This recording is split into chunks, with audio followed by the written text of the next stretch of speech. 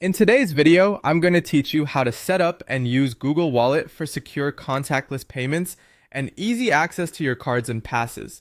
Before you start paying with your phone, the first thing you should do is set up a secure screen lock on your device. This is important because Google Wallet is designed to protect your payment information, and a screen lock adds an essential layer of security. You can choose whichever option feels most comfortable and secure for you, such as a PIN, a pattern, or biometric security like fingerprint or face unlock. The exact menu may look a little different depending on your phone, but you'll usually find these options in your phone's security or lock screen settings. Take a moment to choose a method you can use easily but that still keeps your device protected. Once your screen lock is ready, open Google Wallet on your phone. Inside the app, tap Add to Wallet. This is where you can register the payment cards or transit passes you want to use.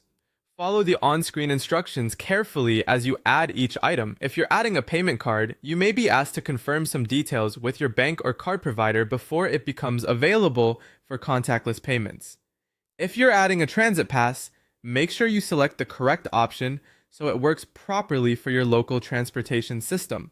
It's a good idea to double check that everything has been added successfully before moving on.